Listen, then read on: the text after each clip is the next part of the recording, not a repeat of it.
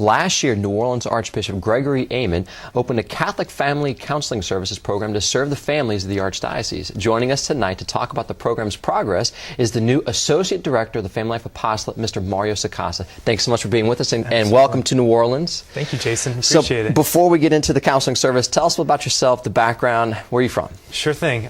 From Tallahassee. For the past 5 years, that's where we've been living. Originally from Nicaragua, but I kind of bounced around a little bit. So, but in Tallahassee the past 5 years. Married, beautiful wife, Kristen. We've been married for almost 10 years. Praise God. And we have 3 beautiful sons, Gabriel, Isaac, and Noah. Fantastic. So, so tell us about the Catholic Family Counseling Services is an initiative that Archbishop Amen put together. That when he came to New Orleans, he saw the need, and so here it is. What's the mission and the purpose? The mission of the Catholic Counseling Service is really twofold. First is to maintain the Catholic identity within the counseling atmosphere, the counseling setting. Because especially we know that when we go to see somebody, if we're going to see a therapist, we want to make sure that somebody honors our values and isn't going to push another agenda, before us. And even if they don't want to push an agenda, but at least they understand kind of where we're coming from as Catholics and people who take our faith seriously. So it's to maintain our Catholic identity is number one. And the second one is to train future clinicians in an approach to psychotherapy that does maintain, that integration of faith and psychotherapy. How important is that? I mean, to maintain that integration. I'm sure that around maybe the more professional arena, that's not the case, and it's dismissed as something maybe extra or something that's maybe not important. So.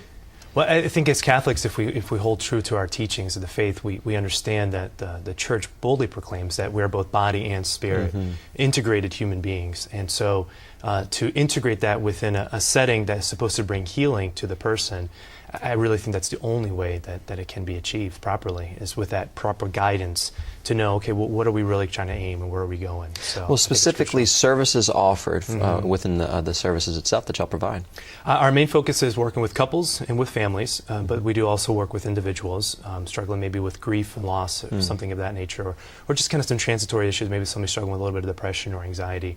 We'll work with them as well. But we do want to work primarily and focus with couples that are in distress and or couples that are preparing for marriage, and in relationships if particularly parents are having difficulties with their teens and struggling with those communication issues between them. So. Sometimes I think that people are afraid to ask for help. I feel like there's like that feeling of like, well, I'm failing as a person, I'm failing in this relationship. How do you combat that, I guess, that problem to help people see that this is something that we all need help? That's right. In some way, shape, or form. Right.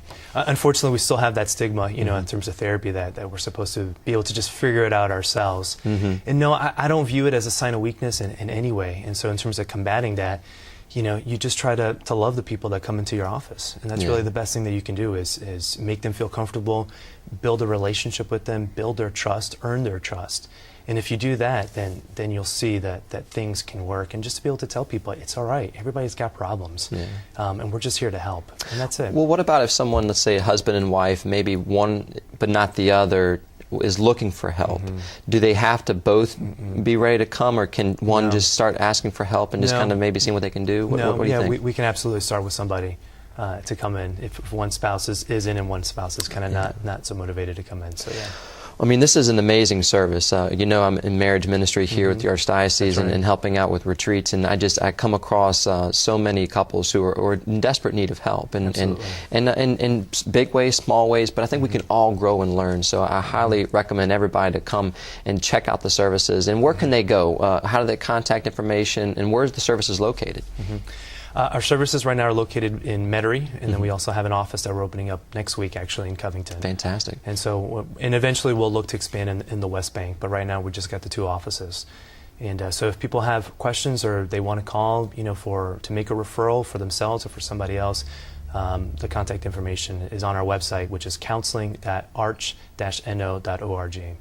Well, fantastic. Well, Mario, it's been a pleasure having you with us in the Archdiocese. So excited that you're here, and please keep us posted to your work and help us to share the good news with others. Will do. Thanks so much. Absolutely.